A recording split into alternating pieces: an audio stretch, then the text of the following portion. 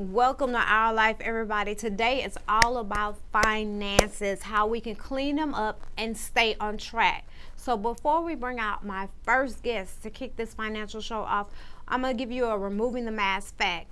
Most Americans have up to $38,000 in debt. So when we return, we're going to open up the segment with Miss Stephanie Cooper, and she's going to educate us on taxes and why we need to pay our taxes so we can keep Uncle Sam out of our pockets. So we'll be right back.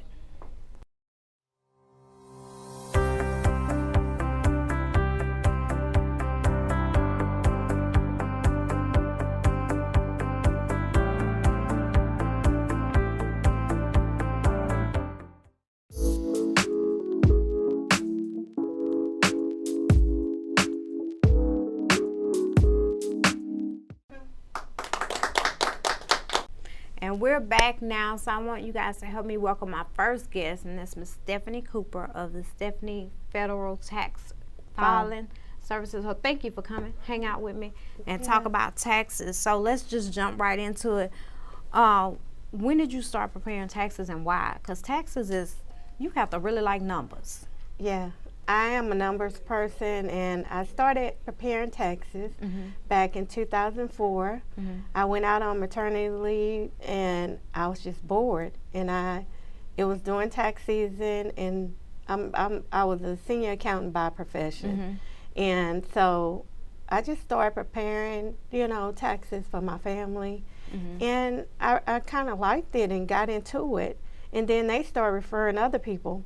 I started out my home.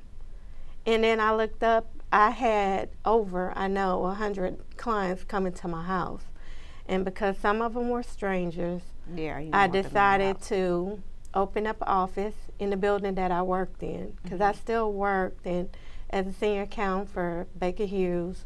And I opened the office on the second floor. My job was on the third floor. And I hired 2 people. And pretty much, and myself part-time in the evening.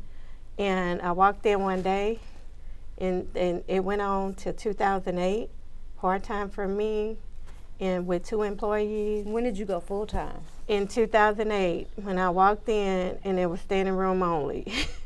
And all this because you was bored from maternity leave. Yes. You know what? How important is it for everybody to stay on top of their taxes? Very important to stay on top of your taxes. We're in 2019. There's a lot of government changes this year. A lot of people owe back because of the Schedule A. And it was sad because most of them were homeowners. They did all the right things. And our government raised the standard deduction, which under Schedule A required them to have more deductions to be able to get tax dollars back. And a lot of people, they also changed the employee unreimbursed expense. And a lot of employees that work out of their home and that normally contribute to their job but don't get reimbursed on the job, then they were not able to write that off because you had to be in a certain profession to get that write-off. That hurt a lot of real estate people. People that, because you had to either be a government official, of course, they left it for themselves. You had to be an artist or have some kind of handicap to get that. I mean, most people are not, in those categories. So I felt bad for a lot of my homeowners who that depend on both of those 2 credits, and it caused them to owe back. So I have suggestions to prepare yourself for 2019 taxes so, they wouldn't have to pay back so much because some of them had to pay back as much as $18,000. And this is a taxpayer that normally gets a refund. Most of her write-offs she could not take in 2018. So we have to be serious about our taxes. Not to be afraid of them, because you can use your tax return on a positive note too, because if you keep your receipts, which a lot of us don't like to, but those receipts are dollars to me. And I tell people, you can claim it on your taxes. Exactly. When you throw away a receipt, you're throwing away a potential money out the window. and you can use that money for home repairs or to take a trip or to do something you've always wanted to do, but sometimes we're negligent in just keeping some simple. Back, years ago. Well, let's talk about business owners and taxes as well, because with keeping receipts and logs and your bookkeeping skills, how is that all important for business? How is that important for business owners? Well, for business owners, if you're licensed in your business, keep your license up, because if you're audited, you need to be able to produce and show that that's a legitimate business, because this is a big area of fraud. Those days is over saying you have a business and you don't have a business. Yeah. For your records, your profit and loss, keep up with your income. What if you have employees, what you're paying your employees, how much you're taking in gross receipts, sales. If you're sole proprietor, keep up with what your clients are paying you. And then again, I can't stress enough the receipts, your expenses. Keep up with all your business documents that's monetary, whether it's cash or credit card. I recommend that you open up a business account. If you're sole proprietor, then you need to use that EIN number, employee identification number, and you open up your business account so you can track your income and your expenses. It's easy. A lot of banks like Chase Bank, they have an annual statement that come out that will categorize your expenses for you, and you can take that to your CPA or your tax preparer and give them that summary, and there's all your stuff right there. I highly recommend that. Another thing with business owners, some people just make a whole lot of money. If you're just killing it, then you need to go down to the IRS either quarterly or a biannual or annual and pay into a 1040 ES some estimated taxes. Do not go the whole year. I do have a client, he's at $500,000, and I have told him every year to go in and to pay into that 1040 ES so he won't owe, because even after his because he's still owing every year. Yeah, even after paying off his employees and everything, because he makes so much. You can only write off so much. Yeah. And if you're doing that well, it don't hurt to. And then the 1040 software, make sure your tax preparer is up to date on their software. The one I use, it prints out. It tells my clients what to pay into estimated taxes. So let me ask you this. Do you, a lot of people don't want to go to tax preparers, so they feel that they're the tax preparer and they're going to do it themselves. So do you really recommend, because you were a tax preparer and have been for many, many years, do you recommend for individuals to do their own taxes? No, I don't. And it's not because I want the profit. I have a passion for this, so it's not about the profit. I really want to see people come up. And there's ways you can come up in filing your tax return. So, but you're not educated in that area. TurboTax do not teach you anything. Also, if you're going to the big Jackson here at Liberty Tax, H&R Block, ask that person that's preparing your taxes how long they've been doing taxes, how long they've had their their practitioner number. You want to make sure that the person that's preparing your taxes haven't just had a 6-week crash course. Because I got caught up years ago with taxes, and I owed the IRS $10,000+. Yeah. And the tax preparer, she got off scot-free. I'm displaying XYZ she did, and well, you still owe us, and I had to pay it. Yeah. I had to pay it. Well, what I recommend to everybody, look over your tax returns before you sign off. Yeah, you don't know taxes, but you know numbers. If you see something on there that's outrageous or expense or income that you did not give them, or a child name, I mean, I've seen it all, that you did not give that tax preparer, then do not sign off on that. Because once you sign off, they're not responsible, you are. Yep. And so, I mean, you can report them to the IRS, and all that, but you're really responsible. That is a contract when you sign off and date it, that everything on there you agree to. So for the last thing, what would be a good key advice would you give young people that are just graduating from high school, got a little job, and are getting out of college and they got student loans? What advice would you give them when it comes to taxes? Well, with young people, I advise them to, America tells us to graduate high school, go to college. I don't advise that to everybody. I advise them to, college is good, I have 2 degrees, to start their own business on the side. Do like what I did. You know, if you going to college, you can do a network marketing, and I say that because most of them are web-based, and you can track your expenses and your income through their website. Start a business on the side, even straight out of high school. My kids already have a business, and they're 13 and 16. I've already filed their DBAs. They have their own. It's called Domo and Dutch Enterprise, which is their name, because I'm conditioning them to own their own business, own their own time, ownership versus hitting the clock. You limited on the clock. You know, you got to wait for them to tell you at the end of the year after your review How much you made, or if you about your 40-cent raise. Yeah. There's no cap when you self-employed. I tell people I have to create my own check. Yeah, you have to be disciplined and stuff, but it's rewarding. If I want to take 8 vacations a year, my friends tell me all the time, you always on vacation. Well, I work for myself, you know. And you can do that. Yeah, and I can do that. And then it's no cap. If I don't get out there and work, then my income reflects that. But if I do get out there and work, then my income reflects that also. And I want my kids to be, and the young people, to be entrepreneurs. Not just letting somebody, because, you know, being in a workplace, I did it 17 years, you're a robot.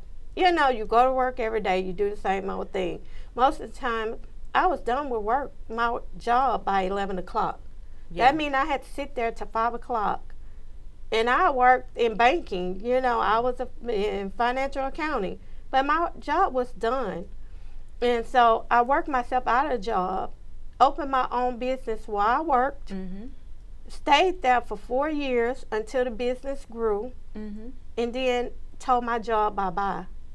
And I haven't been back. And that was 2008. And not looking back. And I haven't looked back.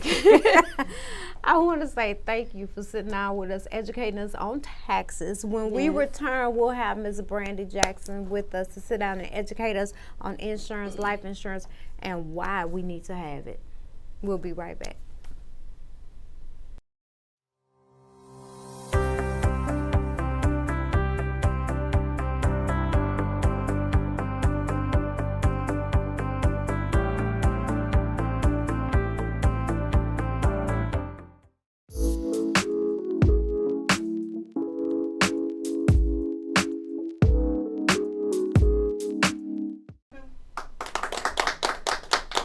We're back now with my very, very good friend, Miss Brandy Jackson of the Brandy Jackson Agency. So thank you for always coming, sitting down, and talking to me all about insurance and all kind of other stuff we be talking about.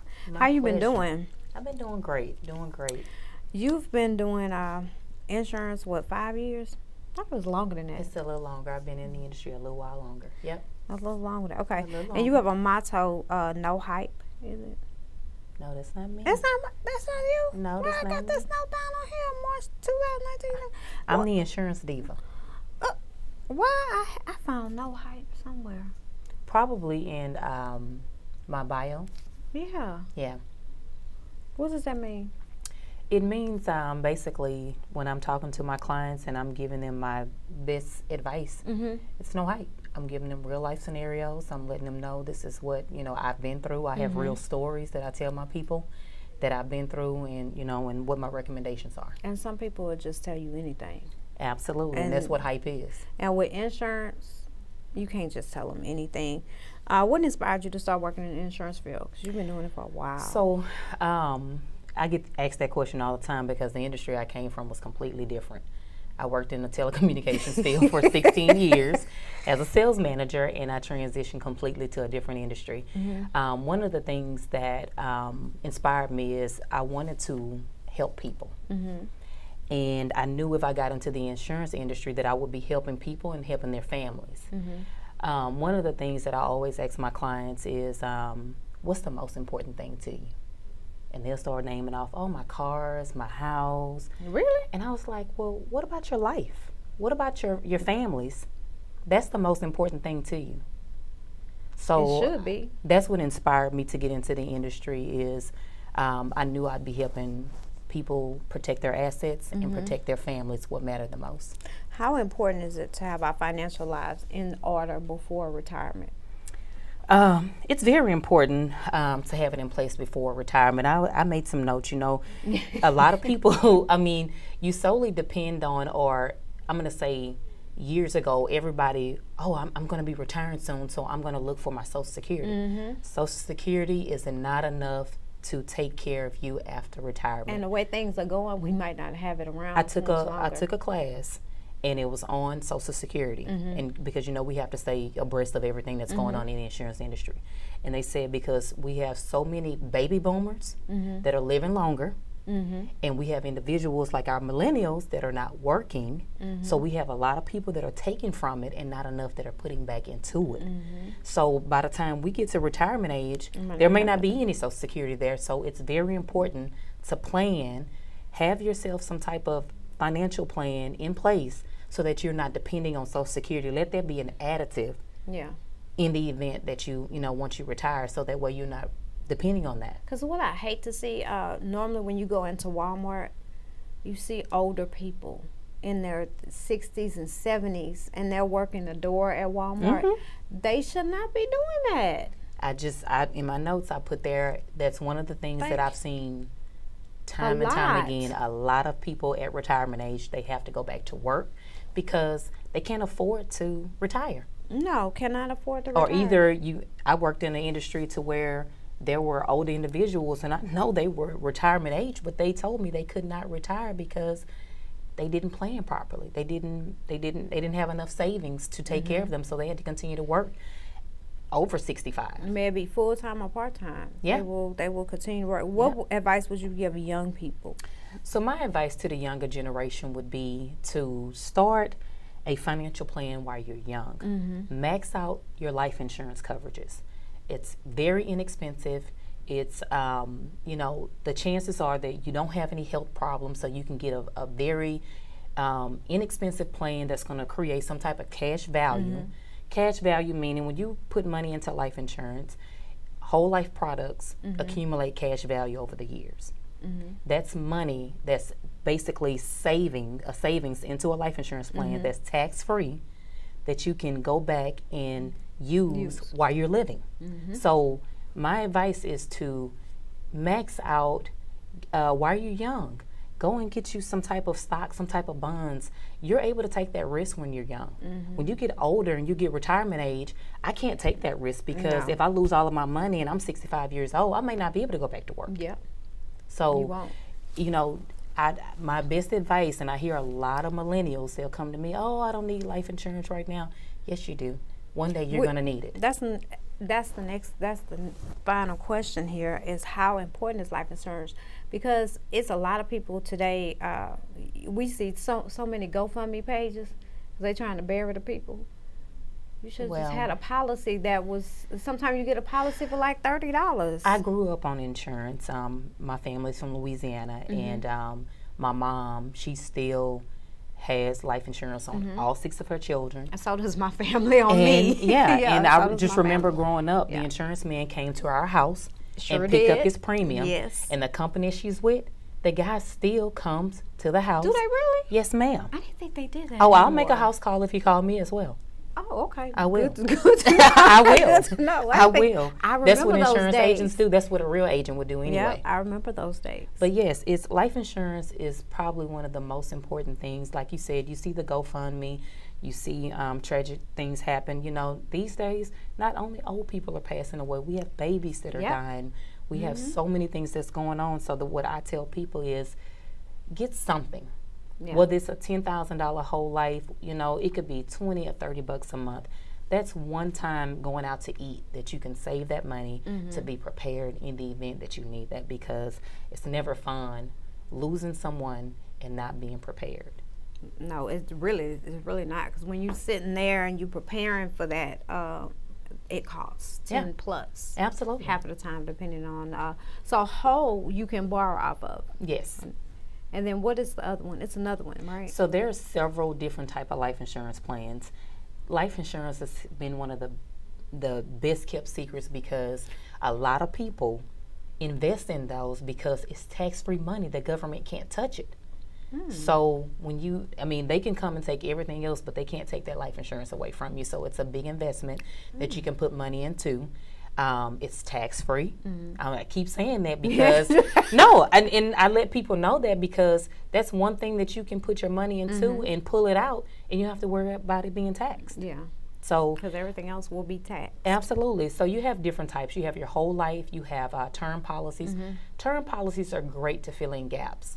They're great for individuals that are a little more mature, that just want to get something to cover, additional expensive bills, college education for their children. If they have kids in college, and I know, potentially in the next 20 or 30 years, I need to make sure in the event something happens to me, a term policy is great for that. Yeah. It doesn't accumulate cash value, but it will cover those expenses in the event something happens to you within that time frame. Okay. All righty then. We done got educated now on insurance, taxes. So I want to say thank you for always coming sit down and talk to me. Because last time you was with me was right after Harvey. Absolutely, we did a show to educate these people on insurance. Yes. And the ones that was trying to push their car in the flood, and they told them, Harvey no, got caught up. Don't do it. You're gonna get caught up.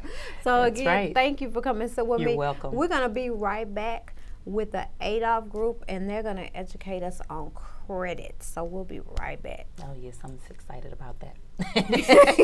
Yes.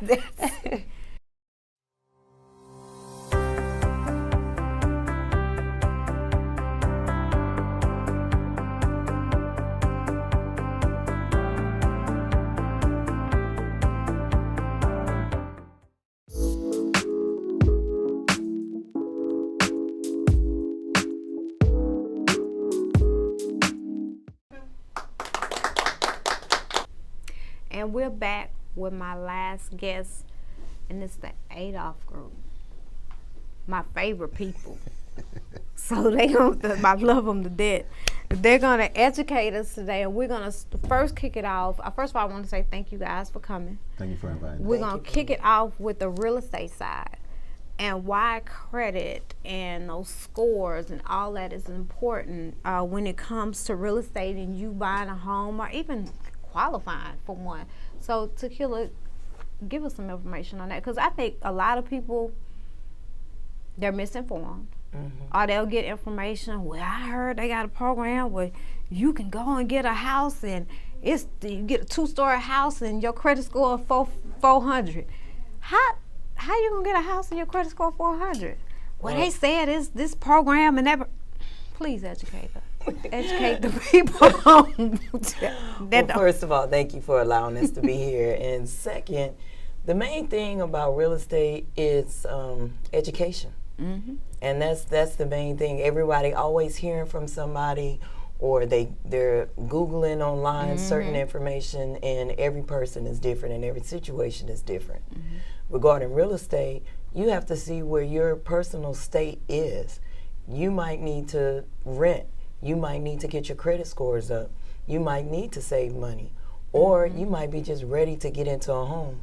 And the reason why credit is so important, because if you know, then you're at the driver's seat. Then you know where to go. And then you have the professionals around you to get you to that final goal of owning a home. So Mr. Willie, Hey, Miss Monique. we gonna do the 101 on credit, Okay. because I said earlier when I opened up the show, Americans is like 38,000 that are in debt, Well, it's if not actually- more? Yeah, it's quite a few. It's quite a bit more. A lot of people feel that if you have a 600 score, you're good. Actually, that is, you're not. That's not even. That's still poor credit, believe it or not.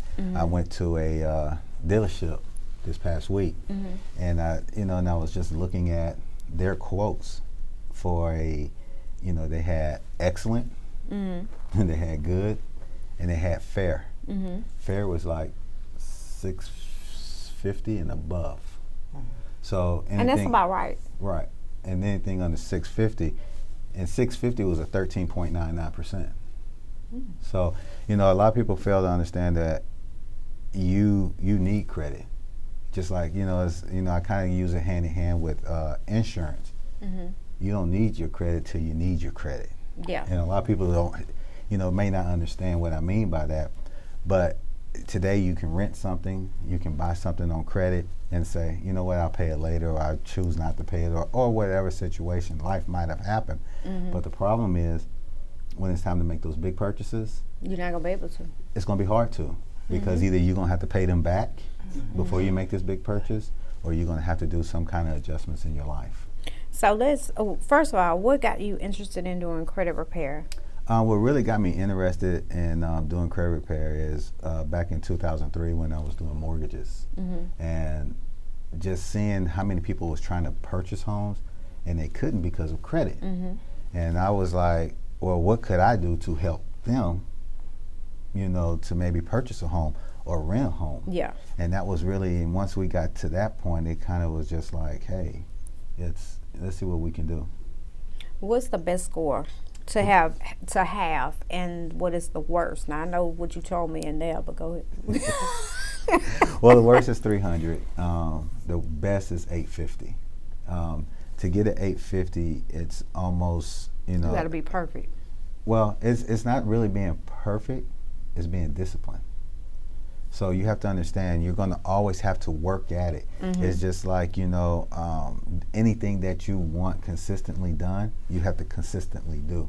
If you slack off, it's going to show. It may show, a little bit, but it still shows. I've seen, in my lifespan, I've seen one 850 score.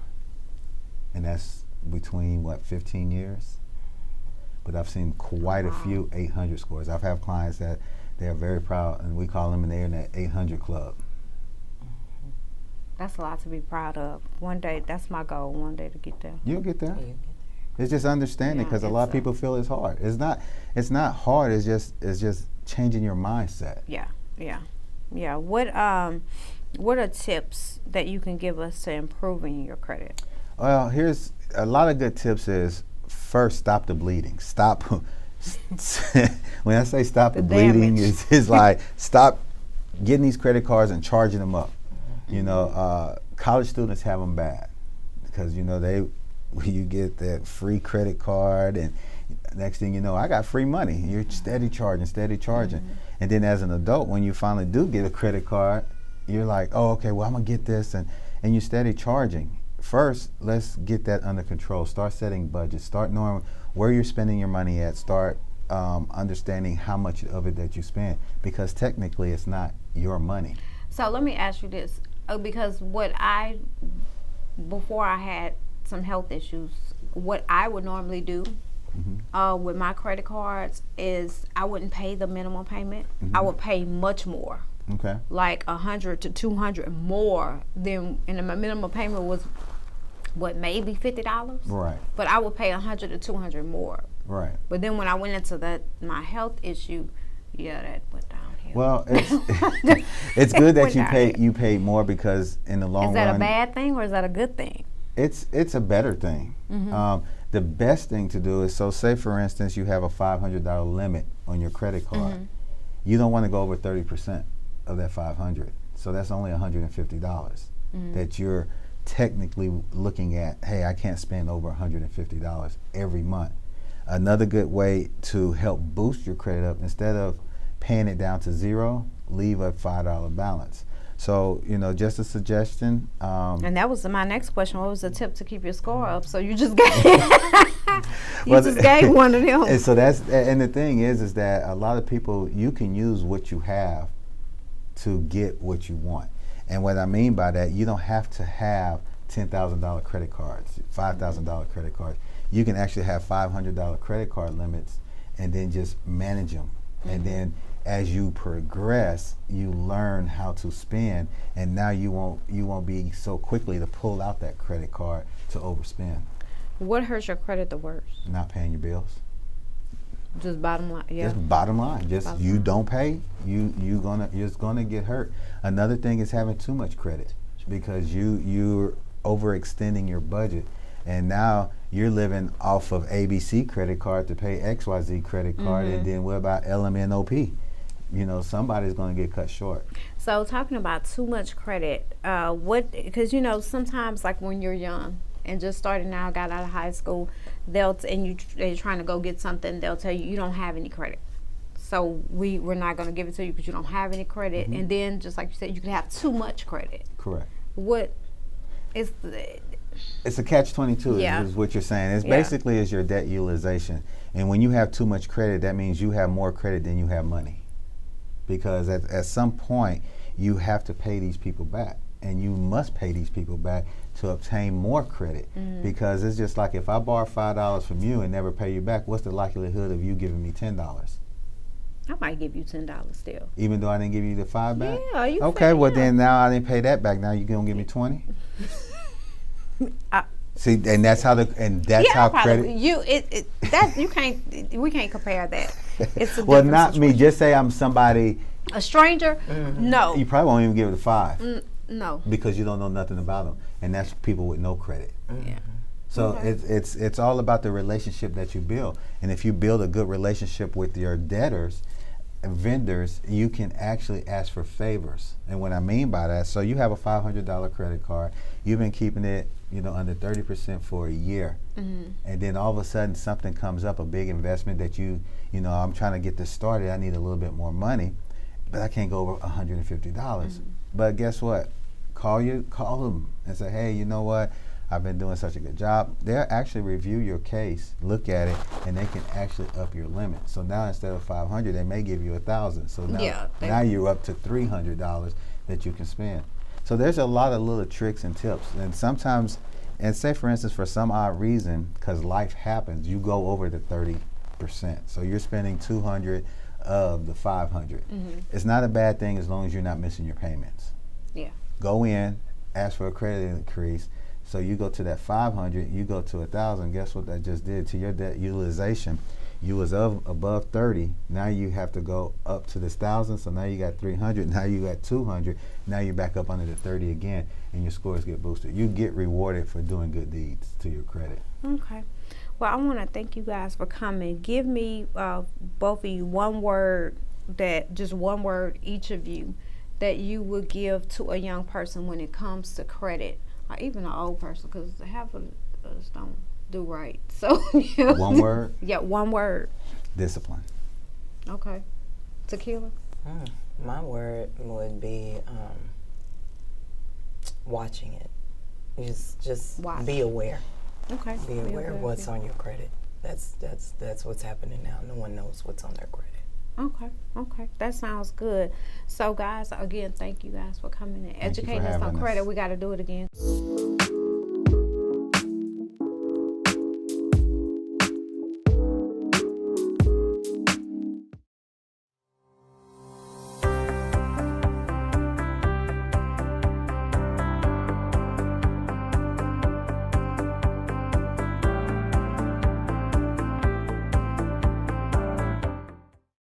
Hi, my name is Nikki Ferguson, and I am a credit repair consultant.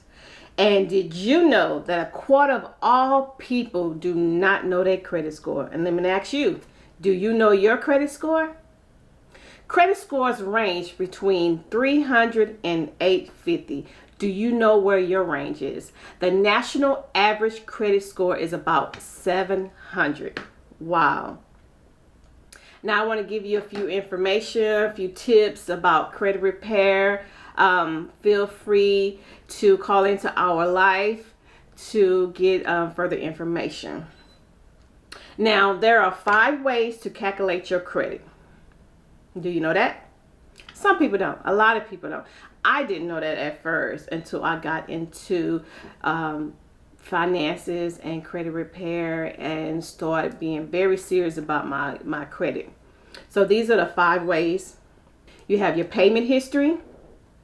You have your outstanding debt, which is the amount that you use to owe. The length of your credit history. The type of credit you have. And increase. That's payment history. The amount you owe. The length of your credit. New credit. And types of credit used. Those are the 5 ways that it's calculated. So the highest percentage is 35%. That's your payment history. They will look at all the different histories of the way that you make your payments.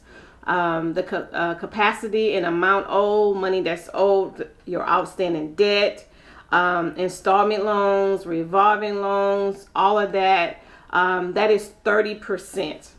Then they look at your length of credit, how long you've had your credit. That is calculated 15% of your credit score. They want to know how long you've had this account. And just a tip on that, if you had old accounts, please do not just close them out. You can use the account maybe once every 6 months, charge something and pay it off. But if you have a really old account, keep the account. Do not close it out because that helps your credit score a lot. And then new credit, the number of inquiries, that's like 10%. That is 10% of your credit. And so with the inquiries, they are like 2 different types.